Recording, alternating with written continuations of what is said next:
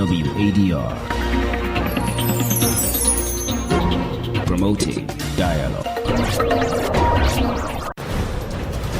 Good evening and many thanks for staying tuned to West Africa Democracy Radio, broadcasting on 94.9 FM in Dakar and online on WADR.org. Welcome to Newslink. Here are the top stories. Authorities in Côte d'Ivoire deny rumors of alleged coup d'etat broadcast on social media platform X. In Mali, former leaders take legal action against dissolution of political parties. Ghana's Interior Minister raises alarm over a surge in unregistered weapons. Of arms in the hands of our citizens is getting to an alarming proportion. That is why you realize that, and it's giving Peace Council a lot of headache, and it's giving the police and the other security a lot of headache. And Gambian President Barrow stresses military readiness amid evolving security threats. In this era, marked by complex security threats, both traditional and non-traditional, the role of a professional, alert and accountable military have never been more critical. Please stay tuned for details of the stories and more. Here is a more edit with Newslink. Many thanks for joining our broadcast. Let's begin this evening in Côte d'Ivoire, where the National Agency for Information Systems Security, ANSI, has firmly denied rumors circulating on the social network X, formerly Twitter, about an alleged coup d'etat in the country, calling them false and completely unfounded. In an official statement on Thursday, ANSI described the claims as part of a deliberated and coordinated disinformation campaign aimed at destabilizing public order. The agency stressed that the dissemination of false information is a criminal offense subject to legal sanctions. The public was urged to remain vigilant and to rely solely on official sources for accurate and verified information. The clarification follows widespread panic on Wednesday after a social media report false claim there was significant violence and internet disruption, fueling rumors that President Ouattara had been either captured or killed or had fled the country. Analysts warned that any disruption to democracy at this time could have serious implications for Côte d'Ivoire political stability, especially with presidential elections scheduled for October 2025. Let's head to neighboring Mali, where former leaders of political parties dissolved by presidential decree have taken the matter to the Bamako High Court and the administrative section of the Supreme Court to challenge the abolition of the political parties. The action aims to annul the effects of the law adopted on May 13, 2025 by the National Transitional Council. This law repealed the 2005 Charter of Political Parties and abolished the status of the opposition before a presidential decree dissolved nearly 300 political parties. Abdullah Hassan brings us details of this report. The plaintiffs believe that these decisions violate several fundamental freedoms guaranteed by the Constitution of July 22, 2023, including freedom of association, political pluralism, and the right to participate in public life.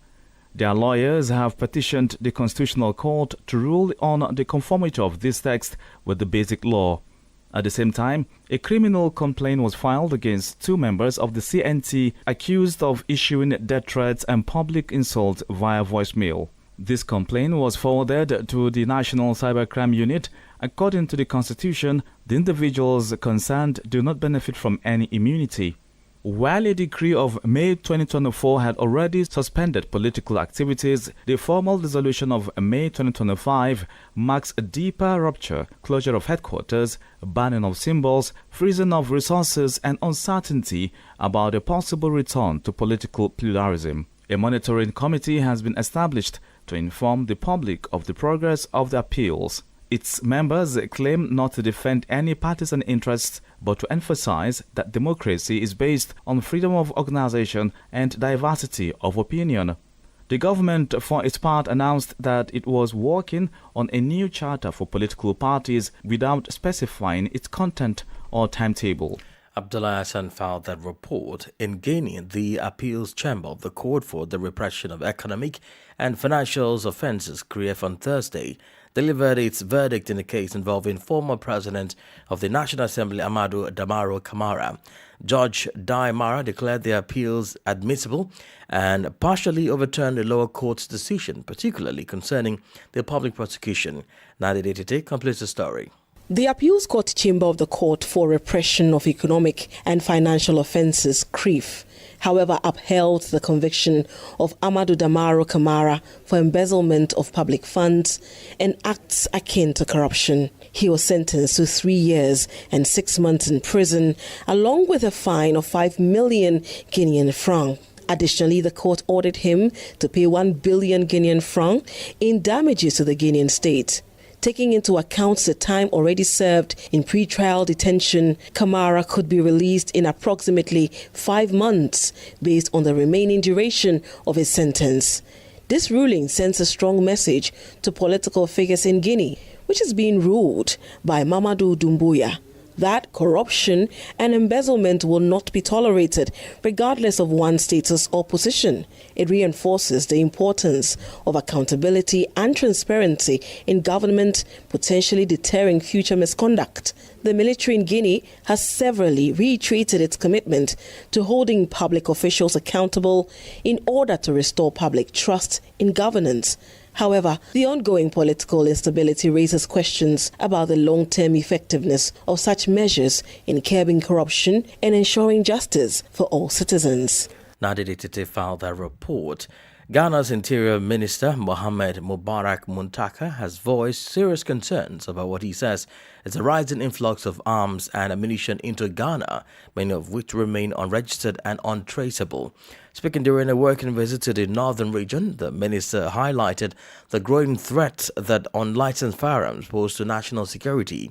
Muntaka revealed that the number of unregistered weapons in civilian hands has reached an alarming level, fueling disturbing trend of indiscriminate gunfire, often sparked by minor provocations. He emphasized the urgent need for a national response to ensure that all firearms in circulation are properly registered. The minister, however, advocated for the use of technology-driven solutions combined with stronger collaboration between the government and private sector to curb the spread of illegal arms. Of arms in the hands of our citizens is getting to an alarming proportion. That is why you realize that, and it's giving Peace Council a lot of headache, and it's giving the police and the other security a lot of headache. At the least provocation, then you hear that there are gunshots. How did the people get the guns? What are we doing to improve that? We'll discuss that when we have the closed session. Because if we do not get to know, I should be able, as the Minister for Interior, who authorizes people to have guns, that at the touch of a button, I should be able to see in northern region how many people have guns. Where are they located? If there's a magazine found anywhere, we should be able to tell who imported it and who did he or she sells this thing to. Ghana's Interior Minister Mohamed Mubarak Muntaka. More stories coming up on West Africa Democracy Radio. Newslink continues. Back here in Dakar, Senegalese President Bashir Diomaye Faye and Mauritanian President Mohamed Ould Sheikh El Ghazouani jointly visited the Grand Tocho Mayan GTA gas platform, a symbol of a strategic energy partnership aimed at strengthening the sovereignty and prosperity of their nations. In a statement issued after the visit, the two heads of state described their visit as a strategic turning point in energy cooperation between Dakar and Nouakchott, now members of the select group of liquefied natural gas exporting countries. Chris Fatisha completes the story. Located around 10 kilometers off the Senegalese-Mauritanian coast, the GTA platform is operated by a consortium composed of British Petroleum, PB, Cosmos Energy, the Société des Pétroles du Sénégal, Petrosen, and Société Mauritanienne des Hydrocarbons, SMH. Production began in January 2025, followed by the first export cargo in April. According to the PB, Phase 1 will deliver approximately 2.4 million tons of LNG annually to international markets, while also meeting local needs as soon as domestic infrastructure allows.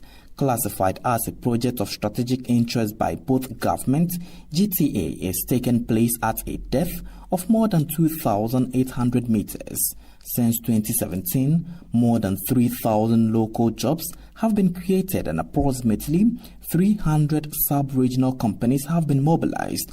A training and social investment program supports this ramp-up, including 47 technicians being trained to operate on site. The joint visit follows 2 recent diplomatic meetings. President Ghazouani received PB Chief Executive Officer Maury Onchenklos in Nouakchott on Tuesday, followed on Wednesday by a similar meeting between the latter and President Faye in Dakar. For both capitals, this milestone marks a crucial step in strengthening a regional energy partnership with strong economic and geostrategic potential. Christopher Teacher with that report. Meanwhile, Nigeria's Minister of Interior Olubunmi Tunjojo says the government has invested heavily in surveillance and intelligence gathering equipment at the nation's border point. According to the minister, Nigeria has advanced passenger information used to profile passengers coming into the country.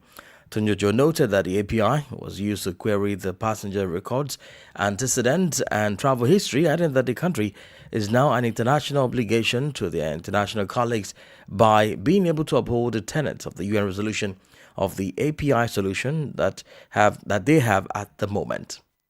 Nigeria falls within the Sahel and at the same time within the Gulf of Guinea. So, of course, when you look at insecurity from the Sahel down to the Gulf of Guinea, then from the Gulf of Guinea to the Sahel, put lots of pressure on our internal security agencies. And of course, with a population of over 230 million people, that brings a lot of challenges. And beyond that, with a population of over 70% below the age of 40, with over 42% below the age of 15, shows very well that there is an enticer for insecurity and terrorism because of the young population that we boast of in Nigeria. Having said this, it shows that the time to review our border strategic policy is now. And I'm happy that the NIS is already doing that by virtue of what we've started today. Nigeria is so important within the Gulf of Guinea. We all know that for sure. Just as Nigeria is very important within the Sahel. And of course, Nigeria being a gateway country, linking the Sahel to the Gulf of Guinea, being at the middle, poses a huge threat to our national security architecture. 2 years ago, when Mr. President came on board, we had an NIS that didn't have a data center. So when you do not have a data center, you do not build a credible database, how do you verify? How do you work on data sequencing? It becomes a problem. But today, I'm happy to tell you, December last year, Mr. President has commissioned one of the biggest, one of the best and most reliable data center we have in Nigeria. Nigeria's Minister of Interior Olubunmi Tunjojo speaking there. We head now to the Gambia, where the Minister of Justice has announced major strides in finalizing the membership of the country's newly established Anti-Corruption Commission, ACC, created under the Anti-Corruption Act of 2023. In a statement, the ministry confirmed that 8 top candidates have been recommended for final approval following a rigorous and transparent selection process. A special selection committee comprising representatives from both government and civil society oversaw the pre-selection phase to ensure the process was fair and credible. Launched in February 2025, the recruitment attracted 52 applicants, with 29 shortlisted based on strict eligibility criteria. From this pool, 8 finalists noted for their expertise in law, finance, and governance were selected. The ministry emphasized that the selection process also prioritized gender balance. The final list has been submitted to the cabinet, with formal appointments pending approval by the President and the National Assembly. Meanwhile, Gambian President Adama Barrow has called for a modern, vigilant, and accountable military capable of confronting the complex security challenges of today's world. Speaking at the graduation ceremony of the Gambia Armed Forces 39th intake, the president highlighted the growing threats of terrorism, transnational crimes, cyber attacks, and climate-related disasters, urging the armed forces to adapt and evolve to safeguard national and regional stability. In this era, marked by complex security threats, both traditional and non-traditional, the role of a professional, alert and accountable military have never been more critical. We will continue to invest in infrastructure, training, logistics, equipment, and the welfare of the personnel.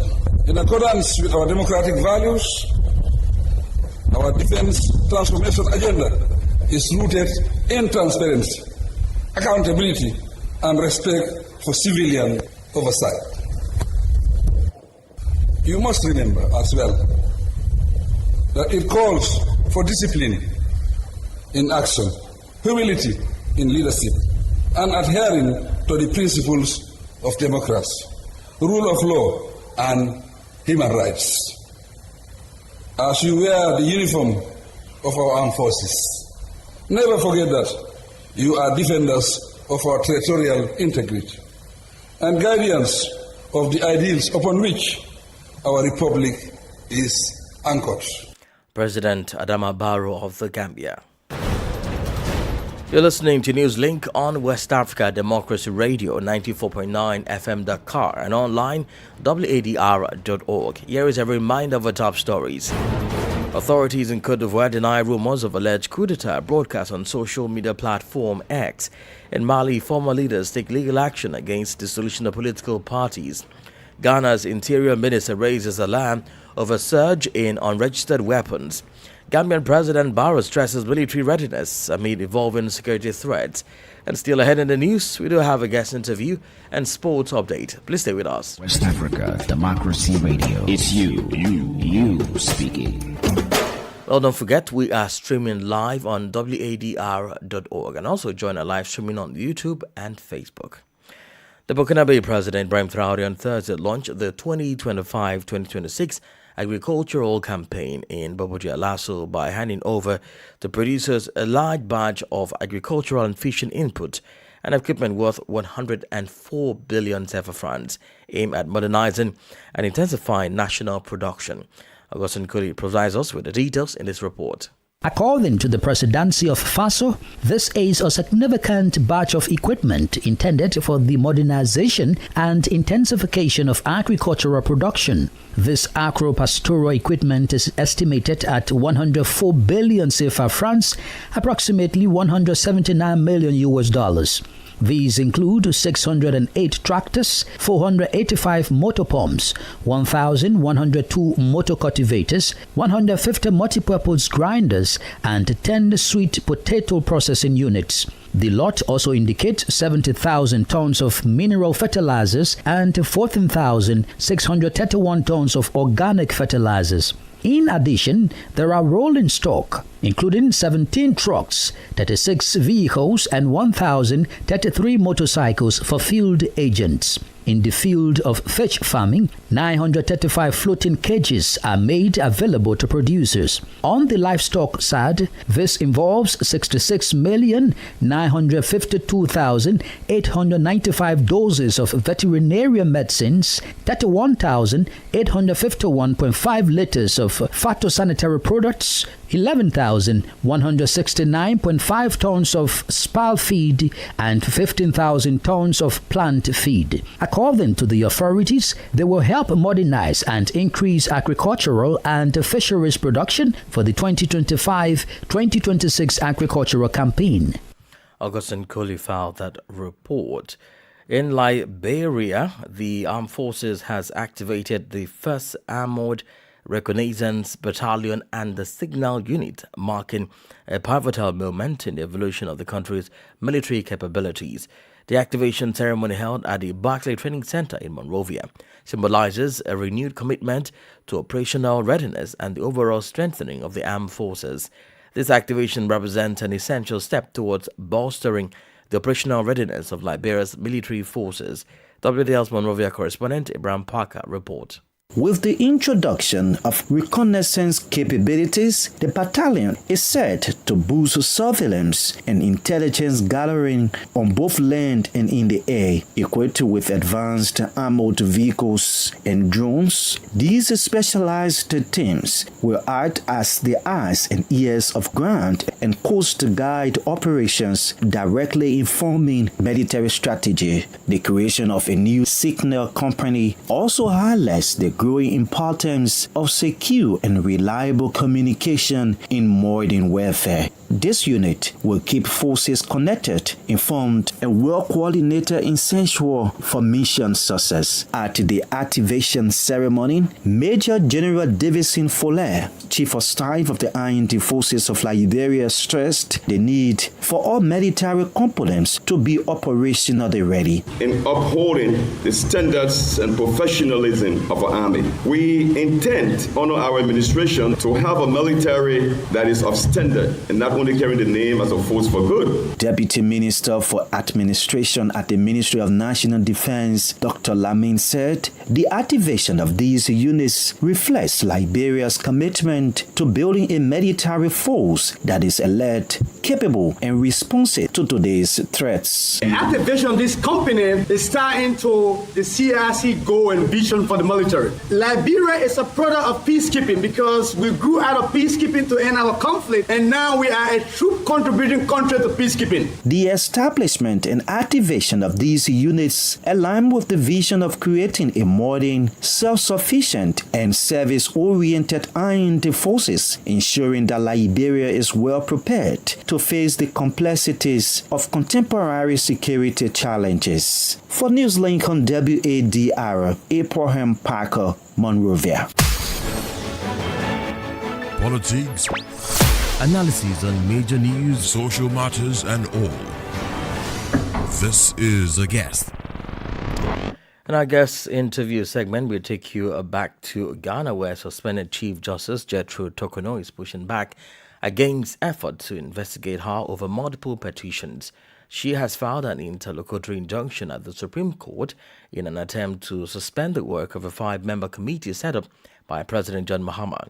The committee was tasked with examining 3 separate petitions seeking her removal from office. However, former director of the Ghana School of Law, Kwaku Ansah-Atare, has described the suspended Chief Justice Gertrude Tokono's legal challenge against her removal process as one without merit and an abuse of the court process. He speaks in an interview with WDL's Nadiri Tete. If I were the lawyer, rather than try, to frustrate and provoke the committee, as I said, it's a provocation, of the committee. They shouldn't be provoking the committee, because when they provoke the committee, they will rather unite, and in unison, they will throw out every application that, the lawyers will bring. You dare me, I'll show you where Agosombo power lies. That is the game that they are playing now. But on the authorities, the CJ has no chance. If anyone says that the rate will have some measure of success, the person is daydreaming. Some have said that these injunctions we've seen in the latest one is an abuse of the court processes and unnecessarily delaying the work of the committee. Is that something you share? Sure. I mean, it's one too many. I mean, when you line up, case after case, it's an abuse of the judicial process. You know that on the authorities, what we are asking for cannot be granted. So if you mount repeated actions and applications, you are simply abusing, the judicial process. So I'm inclined to agree with those who are saying that, the increasing volume of petitions, have rather tended to become an abuse of the judicial process. I agree with them. It's one too many. One, is enough. So if every hour the Supreme Court has to be, convened or reconvened, only to throw out, I mean, it's affecting the nation's best. The little that we have, we are now having to spend it on very frivolous and vexatious applications which do no good to the image of the country. It's only demonstrating poor, legal reasoning, and approach. The committee was expected to sit today, but with this injunction application that has been filed, do you see the committee sitting? Well, you see, yes and no. Yes, they may sit because they've thrown out at least 4 already, but no, because, other injunctions with pending. So I expect the Supreme Court to decisively rule that any intended application shall abide by the rulings they have already given. That will end the matter. Kwaku Ansah Asare is former director of the Ghana School of Law. And in sport news, CAF has unveiled the new Total Energy Champions League's trophy today. And Augustine Kohli is here to bring us all the gist and all the sports to Augustine. Yes. A new trophy for the Champions League here in Africa. Very well. And that unveiling ceremony took place today. Together with CAF partners Total Energies, and it marks a bold new chapter in the legacy of Africa's premier club competition. It took place in South Africa, the headquarters of Dakar, Total Energies, and it was attended by some African football legends as well as several African football leaders. One of the two finalists, Mamelodi Sundowns of South Africa and Pyramids of Egypt, will make history when one of the two teams lift this new trophy. And CAF's official unveiling of the striking new trophy design is far more than a mere replacement, as it represents a powerful evolution of CAF's commitment to modernization and innovation. That's one trophy everybody will want to get their hands on. Yes. It is a record-breaking trophy. They'll be the first to lift that designing trophy. Now, elsewhere, Cyprus club Aris Lamiso have officially confirmed the contract extension of Senegalese striker Yannick Gomis until the summer of 2026. The 32-year-old striker, who has played a key role in the Cyprus team's recent matches, secured his contract renewal after a string of consistently strong performances. And Yannick Gomis has become an integral part of the club's attacking apparatus thanks to his experience, his leadership style, and keen eye on the goal. So since January from Gwenham in 2022, Gomis has quickly established himself as a key player in the squad. In 3 seasons, he has played 114 matches, scoring 37 goals and providing 15 assists in all competition. He is currently Aries' top active scorer. That's a whole lot. 105 games. Yes, that's a whole lot. 114 games. 114 games. That's a whole lot, Augustine. Yeah. And now, on the biggest stage, Tottenham ended their 17-year wait for a trophy, as the Brenham Johnson's first half goal was enough to beat Manchester United in the Europa League final. Victor remains on fire. Head coach Ange Postecoglou has fulfilled a promise to deliver the silverware in his second season at Sports. Postecoglou, who said he would never be a clown in his pre-match address, brought smiles and joy to the faces of the 15,000 officials and many unofficial Tottenham fans in Bilbao's Samami Stadium on Wednesday's night. Victory may not save Postecoglou from a Spurs exit or door in the coming weeks, but the Australian will leave as a hero after joining the Bill Nicholson and Kay Machichos in winning a trophy and a European trophy this season. On the sideline, Manchester United came close to winning, but there was no way for them. I did watch the match. It was a heartbreak for a lot of Man U fans out there. And I know we do have one or two of them in the building here who were also heartbroken from that. Do you know some of them? Well, I wouldn't want to mention names. That's it. Augustine, thank you for Sport News. Right. And that's it on this edition of Newslink on West Africa Democracy Radio, broadcasting from Dakar, Senegal. Thank you for listening, and many thanks to Mustafa Sek and Sheng Jai for the technical support. Do connect with us on all of our social media platforms, X, formerly Twitter, Instagram, at WDR News. Coming up at the bottom of the hour is our flagship environment program, Enviroscope. I am Imo Edit. Good evening. And many thanks to you for listening to Newslink via Hot 104.3 FM, New Me FM 94.0.